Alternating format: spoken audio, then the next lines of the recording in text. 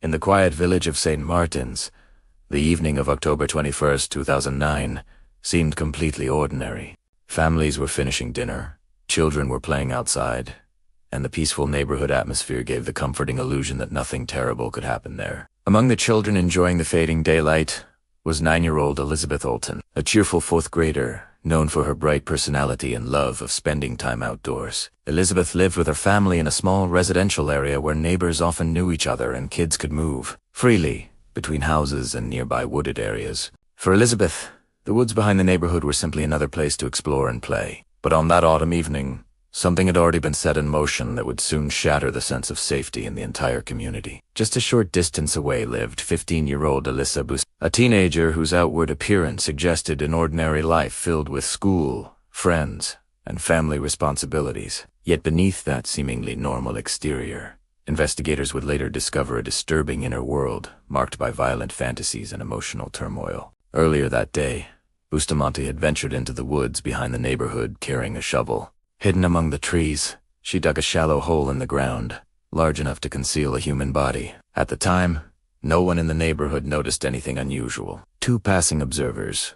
It may have looked like a teenager exploring the forest or playing outdoors, but in reality, the grave she dug was not accidental or symbolic. It was preparation. As the evening approached, Elizabeth's parents asked her to return home for dinner. She had been playing with friends nearby, and like many children, she lingered just a little longer before heading back. Around this time, Bustamante called Elizabeth over, inviting her into the woods behind their houses.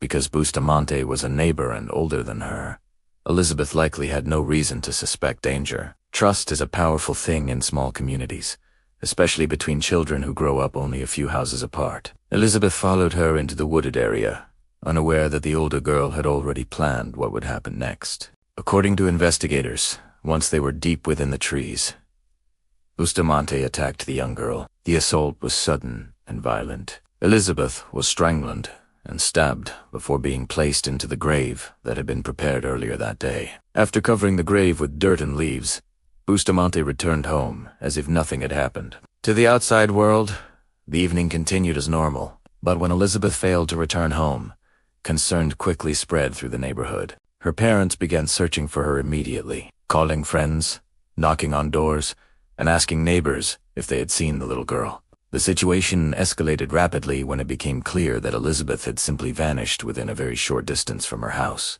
Local authorities were contacted, and law enforcement soon launched a full search operation. Officers from nearby towns joined volunteers from the community, combing through the wooded areas behind the neighborhood where Elizabeth had last been seen. Wheating hours, investigators noticed suspicious disturbances in the ground among the trees. When they began digging at that location, they made the heartbreaking discovery that would soon shock the entire country. The body of 9-year-old Elizabeth Olten had been buried in a shallow grave. The tragedy immediately transformed the quiet Missouri village into the center of a nationwide investigation. Detectives began reconstructing Elizabeth's final movements and identifying anyone who might have interacted with her during the hours before her disappearance. Very quickly,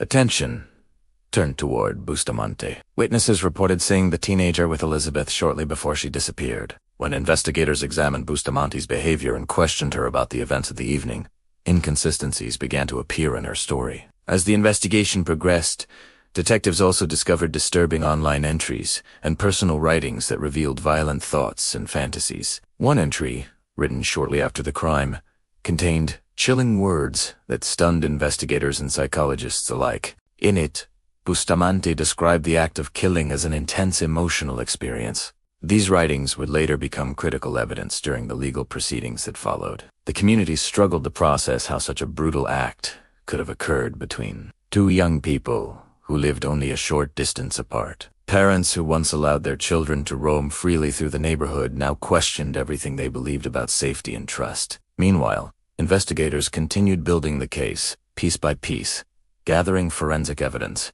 reviewing digital records, and interviewing friends, family members, and classmates who might provide insight into Bustamante's mental state and behavior leading up to the crime. What they discovered painted a complicated portrait of a troubled teenager whose inner struggles had escalated into a violent act that no one in the community could have imagined. As investigators deepened their examination of the case, the evidence increasingly pointed toward Alyssa Bustamante as the person responsible for Elizabeth's death. The discovery of the grave and the timeline of events made it clear that the attack had not been spontaneous, but carefully planned. Detectives uncovered details showing that Bustamante had prepared the grave hours before Elizabeth disappeared, indicating clear premeditation. The psychological implications of this discovery were profound. Experts examining the case described the planning stage as evidence of deliberate intent rather than impulsive violence. As news of the crime spread across the United States, the story captured national attention. Media outlets covered every development, exploring the shocking question that many people struggled to answer. How could a 15-year-old girl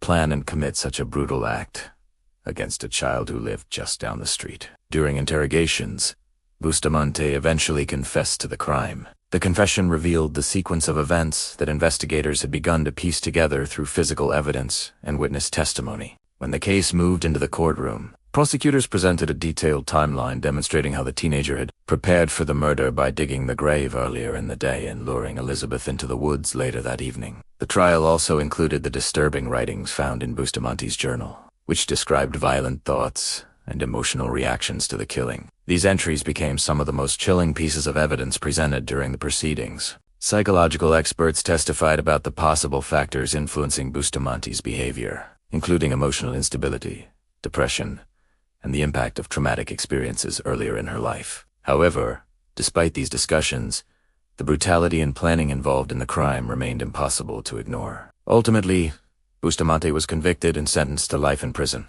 The verdict brought a sense of justice to Elizabeth's grieving family, but it did not erase the pain and shock that had spread throughout the community. For residents of St. Martin's, the case permanently altered their sense of security. A crime that seemed unimaginable in such a peaceful place that occurred only steps away from their homes. In the years following the trial, the case continued to be studied by criminologists and psychologists who sought to understand how violent behavior can develop in adolescence. Experts examined the warning signs that might appear before extreme acts of violence and debated whether intervention strategies could prevent similar tragedies in the future. Meanwhile, Elizabeth Olten's memory became a symbol of the devastating consequences that can arise when hidden emotional turmoil and violent impulses go unnoticed. For her family, the loss remained immeasurable, a constant reminder of a life taken far too soon. The case also sparked broader discussions about mental health, juvenile justice, and the complex challenges of identifying dangerous behavior in young people before it escalates into irreversible actions.